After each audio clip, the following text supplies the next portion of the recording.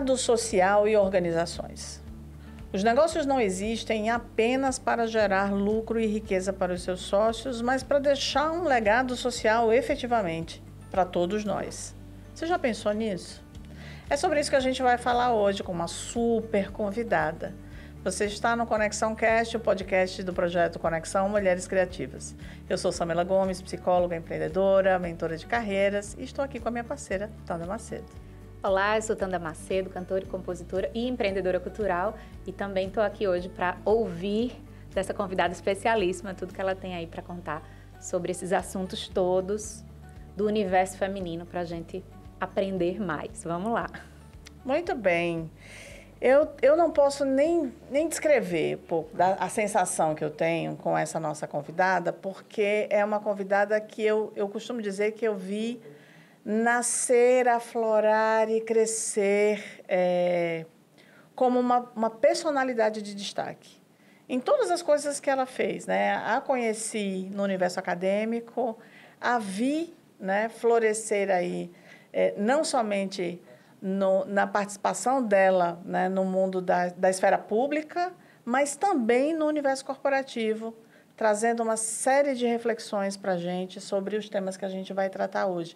Então, eu não vou dizer que é uma satisfação, mas a minha emoção, ela é enorme em função disso. E quem é que a gente está aqui na bancada hoje com a gente? A gente está com Daniele Mafra, que tem graduação em Educação Física, pós em Administração, certificação em ESG pela Startse e Universidade de Negócios e Economia em Portugal, e tem um lugar na secretaria junto à Prefeitura do Natal.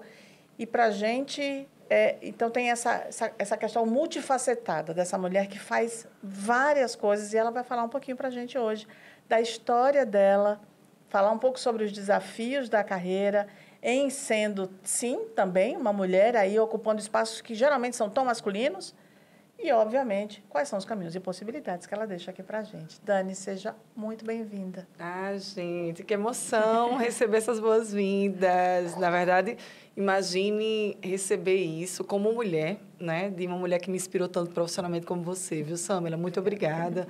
De fato, minha carreira eu tive muita sorte de ter tantas mulheres me inspirando em carreira, né, em vida. E agradeço muito a oportunidade de estar aqui com duas mulheres, né, com Tanda também, que eu conheço desde pequenininha, né? Pequena tempo. Não, né? Eu acho que eu nunca fui pequena, né? Desde mais jovem, né? Do basquete, como atleta. Então, é muito bom poder estar aqui com vocês, prestigiando esse lugar de fala feminino, né, que traz assim, a oportunidade de dar luz mesmo ao que tantas mulheres importantes e necessárias para o planeta estão fazendo nas suas carreiras. Muito, muito, muito, muito obrigada por você estar aqui, Dani. O nosso público é um público eminentemente feminino e, obviamente, é muito diverso, né? A gente tem das empreendedoras, a gente tem mulheres que estão em transição de carreira, mas tem um ponto em comum entre elas, que é a busca por inspiração para levarem os seus sonhos adiante, materializar as suas ideias e dizer, poxa, se essa pessoa que é tão grande, enfrentou dificuldades e conseguiu vencê-las, eu também posso, né? E aí eu começo perguntando como é que é a história dessa mulher, né? Dessa jogadora de basquete, dessa menina que sonha inicialmente já com essa questão da saúde desportiva. E como é que essa mulher caminha até chegar hoje? Você hoje é uma personalidade importante para nós, né? Como eu disse, não só na esfera pública, mas também trazendo muito conhecimento e muitas questões aí para o universo privado, para a iniciativa privada, para o mundo corporativo.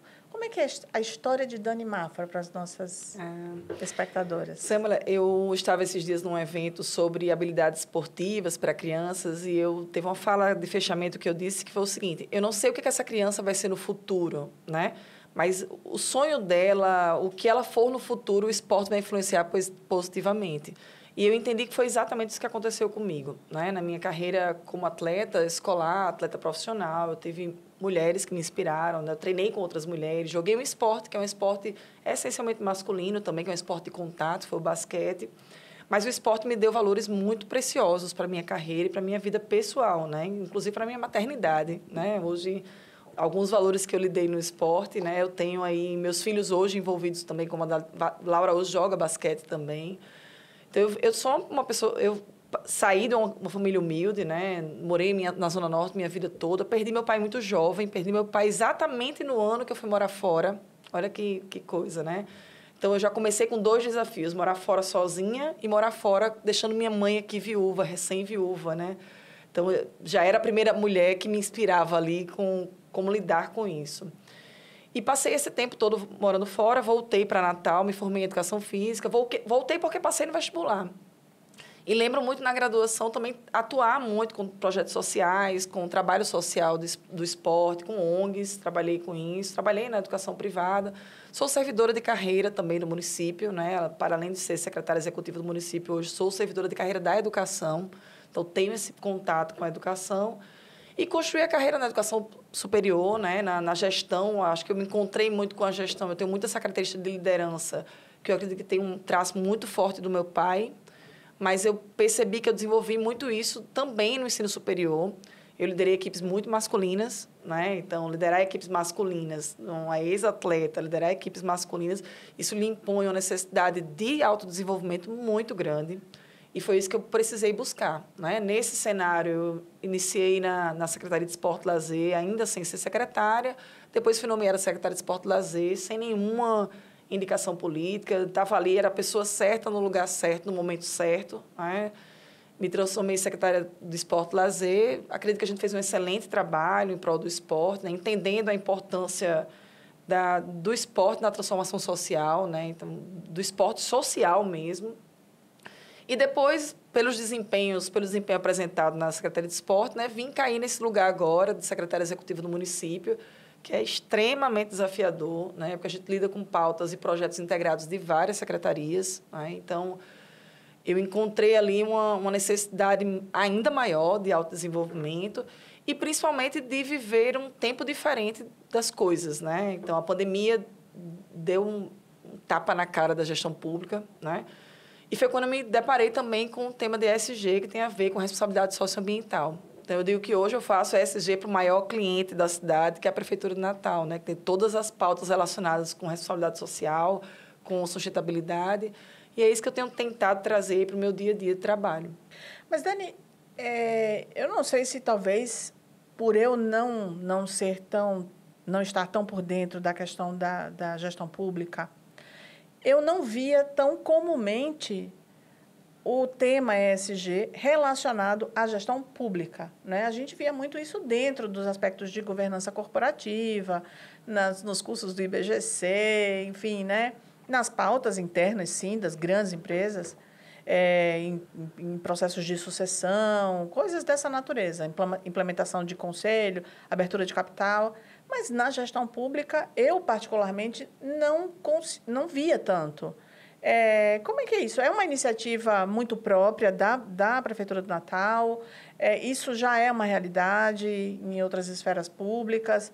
Como é que você encabeça isso, né? Porque é um tema muito recente, embora seja uma pauta que deveria ter sido perene ao longo de todos esses anos, mas é uma pauta recente. Como é que é isso?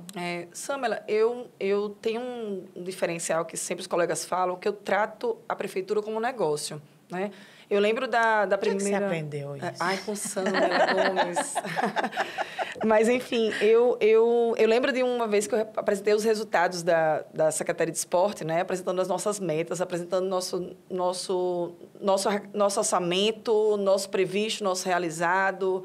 Então, o que a gente tinha como meta para realizar naquele período.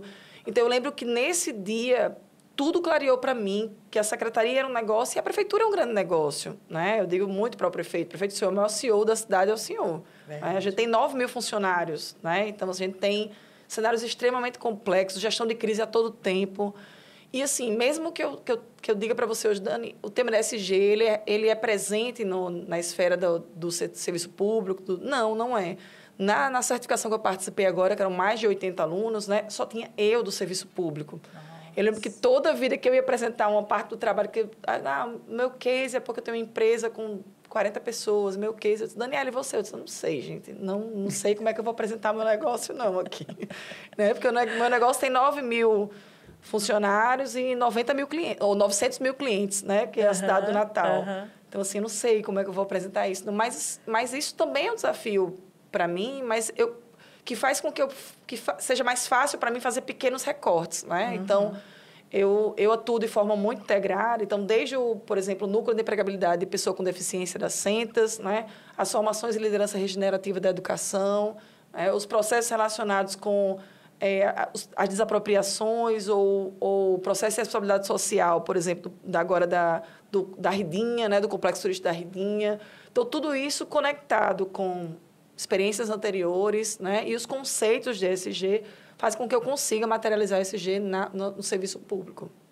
Que maravilha isso, gente. E dentro até dos editais, né, de economia criativa que a gente tem visto, edital da COSERN, que saiu agora, edital de outras instituições, isso também está muito presente, a questão da responsabilidade social, a questão de estar impactando negócios sociais, né, negócios de impacto. Então, assim, está presente muito também nessa questão cultural, né, seja da Secretaria de Cultura, quando você atua, né, das secretarias integradas que você faz parte, também é um tema que está dentro da cultura como um todo. Então, como é que você vê isso também para a cultura, né, para essa nova temática que está chegando aqui, economia criativa para o Nordeste? Assim, como é que você consegue ver assim, isso integrado, isso tudo?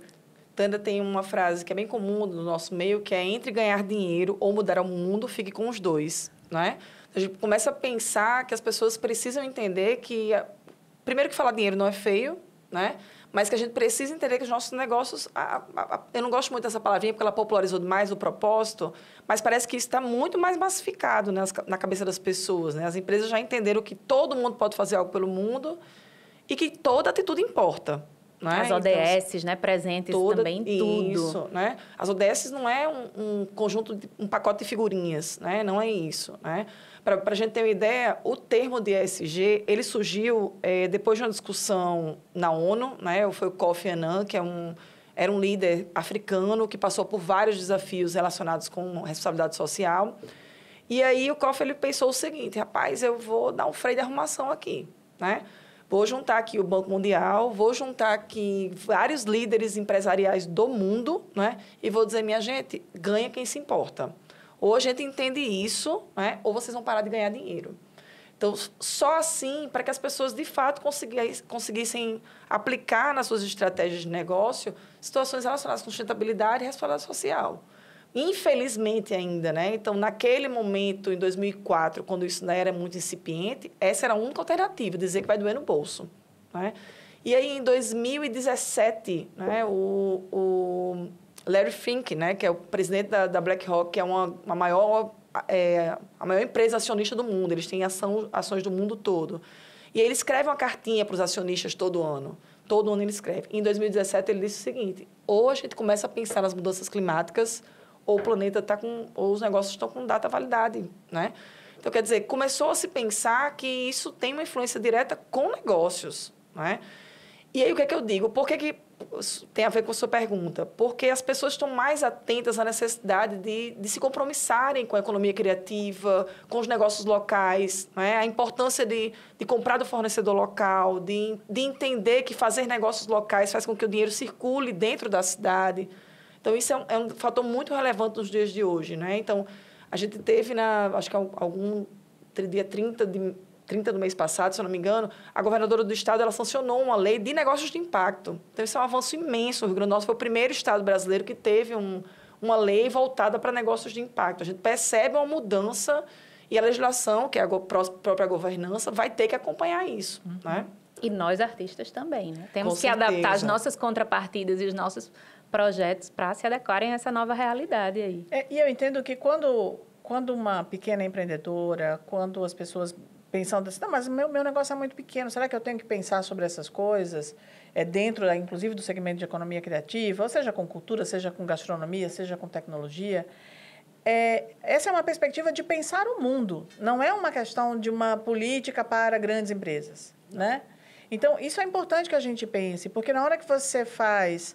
que você tem ali a sua patisserie, que você tem o seu negócio local, você também tem que pensar, como é que eu estou em relação a resíduos? Qual é o lixo que eu produzo? Como é que eu estou tratando isso? Como é que eu estou impactando o meio ambiente? o que eu estou fazendo para fazer dessa minha comunidade um lugar melhor? Eu estou reinvestindo os recursos que eu ganho também aqui. Então, são essas coisas todas, né, que fazem parte de fazer negócios. Sim. E aí eu acho que quando a Dani traz isso, ela não traz... Eu acho muito interessante porque ela traz como uma perspectiva de ver a produção, o exercício da produtividade. E não necessariamente em negócios grandes, em grandes empresas, porque a gente pensa que esse negócio está muito distante. E aí, Dani, aproveitando já o embalo, eu queria te perguntar, você entende que fazer o que você faz, sendo mulher, carregando aí na bagagem também a sua história, né? Eu sei, inclusive, que você fala muito dessa questão que você tem uma força masculina também junto com o seu feminino, né? Como é que é isso? O que isso traz em termos de desafio? O que você viveu e que você pode compartilhar com a gente? Agora não, daqui a pouquinho, depois dos nossos comerciais. Bom, então a gente está voltando aqui e eu volto com a pergunta. E aí, Daniele Mafra, quais são os grandes desafios pelos quais você passou e que você poderia compartilhar aqui com a gente? Samela, como você falou, essa coisa da energia masculina, né? Eu vejo, não na perspectiva do sexismo, como a gente estava falando agora, mas que o futuro é feminino mesmo, né? Essa energia feminina que lida com a colaboração, com o olhar mais integrado, mais sistêmico das coisas, né? Com superar de forma menos dolorida, né? os desafios. Esse lado feminino faz com que a gente consiga alcançar mais resultados relacionados com isso, né? Os meus desafios relacionados a isso estão muito voltados ainda para os ambientes de trabalho que eu estou inserida. Apesar de, aparentemente, o mundo já ter atenção para que o universo seja mais feminino, que a economia é mais feminina, é mais circular, é mais redonda, tem todas as formas relacionadas com o feminino, a gente ainda tem ambientes que não entendem isso, que não compreendem, não assimilaram isso, né? Imagina o desafio que é eu estar em mesas de negociação na prefeitura ou não, em que a gente tem um percentual muito maior de homens na mesa, né? E a gente está ali tem uma frase que eu digo muito, que é assim, quando eu passo lá no Palácio Felipe Camarão, que a gente tem todas as fotos de prefeitos, a gente só tem 2 mulheres prefeitas, né, na cidade. Mas isso não é bom, não é ruim, isso faz parte da história, né? Aquilo que a gente estava conversando, assim, não é que as mulheres não tinham a potência para isso, não é que a gente não tinha mulheres preparadas para isso, não é. Eu acho que o mundo viveu um caminho de desenvolvimento capitalista em que era necessário, em que foi necessário, ou era mais evidente a força masculina. E esse momento, por exemplo, de uma mudança necessária estratégica do planeta, esse freio de arrumação que a gente tem que dar, né, precisa da presença da energia feminina. Então, eu percebo que nos próximos anos vai ter mais mulheres em cargos de destaque, e não é por uma escolha, é porque as mulheres vão acreditar mais em si, porque movimentos como esse vão começar a aparecer, e já aparecem com muita força, e porque porque o mundo precisa, né? O mundo precisa da energia feminina, precisa de mulheres líderes, precisa que a gente acredite em si, né? Eu tive muita dificuldade de acreditar em mim, assim, na verdade eu ainda tenho, né? Assim, eu estou lá numa decisão séria, ai, Jesus, será que eu falo, será que eu não falo, essa monte de homens, será que eles vão me escutar, né? Eu vou lá e falo, né? Se eu tenho o que falar. Mas, assim, isso ainda é muito desafiador, né? E tratar, talvez, isso com mais leveza e menos autocobrança, né? Mas também com preparo. Sim. Né? Então, estar em lugar de destaque, para homens ou para mulheres, necessita autocuidado, né? Autodesenvolvimento, compromisso consigo, né? Então, assim, eu acredito muito no que eu falo, no que eu entrego. Eu valido muito minhas conquistas também. Então, assim, quando eu faço isso, poxa, Dani, que massa que você fez isso, né? Que bom que você entregou isso. Eu ratifico muito para mim mesma, né? Assim como eu também verifico meus pontos de melhorias o tempo todo, né? Sempre verifico isso. E eu acho isso bravo, porque eu acho que, às vezes, as mulheres têm as suas potencialidades. Você falava sobre por que nós só tivemos 2, né? Prefeitas. Não necessariamente isso é um ponto negativo em relação às mulheres, mas é uma perspectiva histórica que se construiu dentro dessa cadência ao longo desse tempo. Mas existem cidades, por exemplo, que nunca tiveram uma mulher. Sim. Né? Então, E eu acho que isso diz de uma história que foi construída a partir, sim, de uma perspectiva patriarcal, a partir, sim, de uma perspectiva de que as mulheres deveriam estar, eram melhor preparadas para os lugares de cuidado do outro, para estarem ali como alicerce da casa, da família, etc. Eu acho que à medida em que nós evoluímos e entendemos que nós podemos utilizar os nossos talentos a serviço daquilo que nós escolhemos fazer, a gente acaba mudando esse curso da história, Perfeito. acaba construindo um novo caminho histórico, né? Perfeito. E isso tem a ver com o que você disse, quer dizer, com a questão da competência, com a questão de afirmar-se. E isso não é tão fácil quando a gente carrega aí anos de história nas nossas costas, né? Dizendo o contrário. Mas eu acho que o mais bacana disso tudo é dizer assim, gente, é possível, Sim. né? É possível para a Tanda, é possível para a Samara, é possível para inúmeras mulheres que estiveram aqui nessa bancada, é possível para a Dani Mafra, que começa ali, né, como você contou a sua história ali numa família mais humilde, chega hoje em uma posição de destaque dentro do serviço público, dentro da iniciativa privada, dentro... Quantos alunos você não formou, Dani? Gente, morro de saudade deles. E eu vou contar aqui uma historinha, né? Vou fazer um parênteses e contar. A Dani não tinha alunos tão fáceis, não. Os alunos, os meninos de Dani, eram meninos de 2 metros de altura e 1,5 metro de largura. E eram muitos, né? E eram muitos. E firmes, e chegavam lá.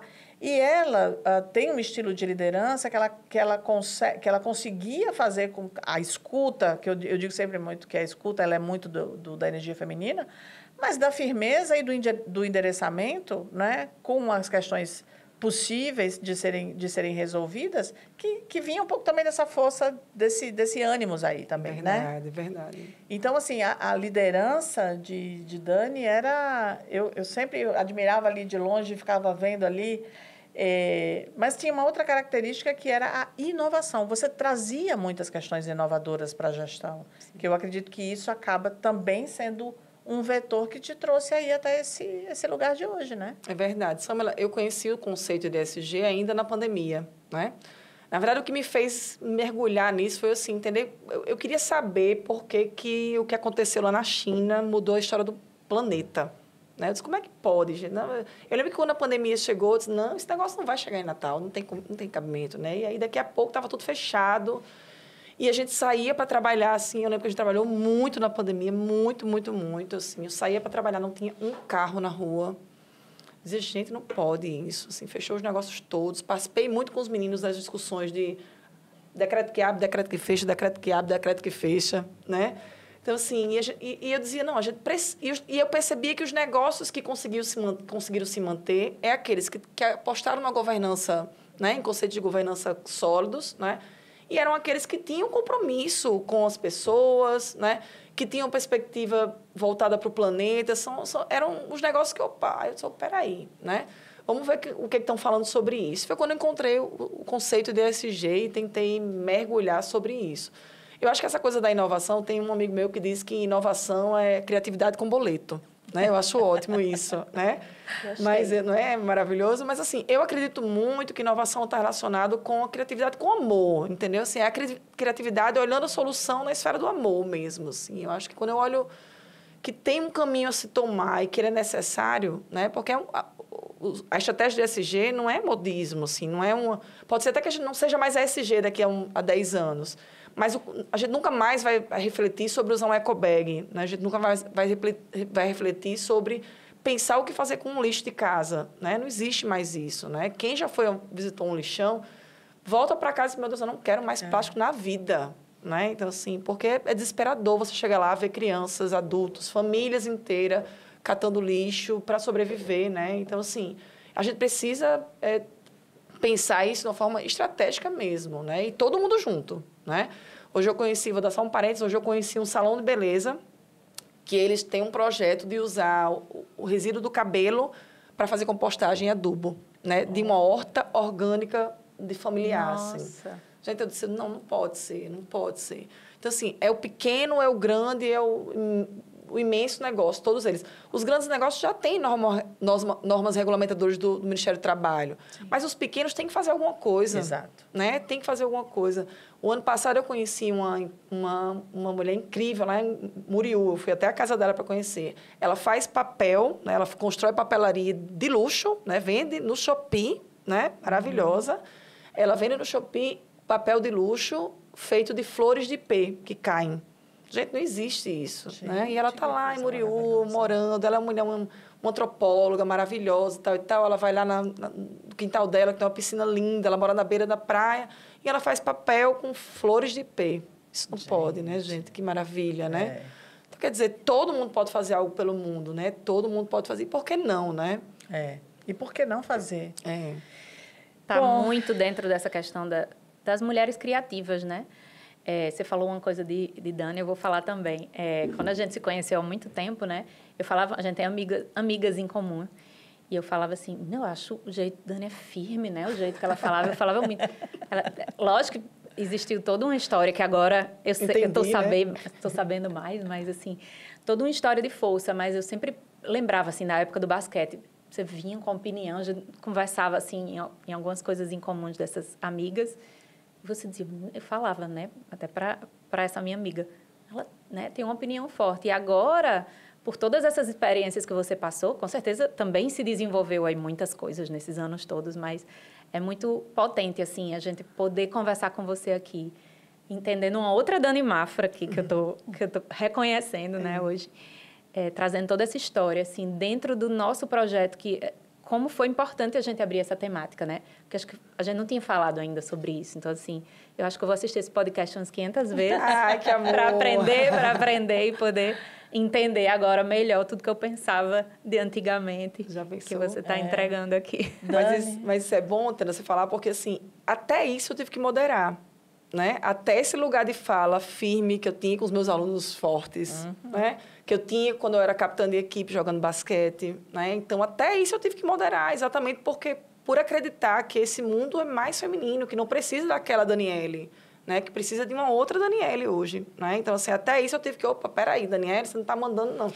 Mas essa firmeza que eu disse, assim, não é uma firmeza que eu entendia como boa, sim, porque a gente que é mulher, a gente sempre está no meio desse universo masculino e também de cobrança, de autocobrança, né?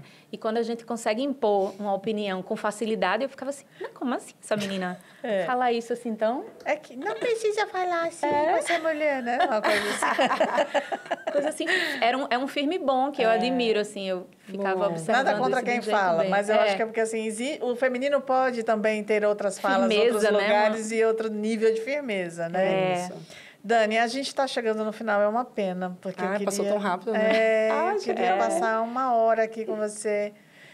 Mas eu queria muito que você deixasse uma mensagem aqui para as nossas, né, para os nossos espectadores. Eu sei que existem alguns homens também que nos assistem. Um amigo meu falou, Gênia Tinoco, um beijo, meu amor, para você. Mas para os nossos espectadores que estão lhe vendo agora. Eu vou repetir uma frase que eu disse no meio do podcast mesmo, que é assim, entre ganhar dinheiro ou mudar o mundo, fique sempre com os dois. Né? Então, acho que se a gente internalizar isso para a vida pessoal e profissional, toda decisão, seja de compra, de negócio, de relacionamento ou de vida, né, sempre vai ser pesado a coisa do comprometimento com o planeta e com o outro. Né? Eu acredito muito nisso, que todo mundo pode fazer algo pelo mundo, né? Que ganha quem se importa, né? E que a gente pode fazer os dois, né? Tem que ganhar dinheiro, a prosperidade tem relação com a sustentabilidade da vida também, né? Seja humana ou ambiental. A gente precisa entender que sustentabilidade não tem só a ver com preservação, tem a ver com responsabilidade, com desenvolvimento responsável, né? A gente está muito confiante disso, tanto no meu trabalho com a prefeitura, quanto no meu trabalho que eu espero atuar em muito mais empresas, com muito mais negócios. Eu tenho feito isso com mulheres, né? Porque eu acredito também que mulher vai multiplicar isso por todo sempre, né? Tá bom? Mas agradeço também a oportunidade de estar com vocês mais uma vez. Muito obrigada. E para você que esteve aqui com a gente, não esqueça, se você está no YouTube, deixe seu like, inscreva-se no canal, que é importante para a gente. E até a próxima edição. Obrigada, Dani. Obrigada. Até a próxima.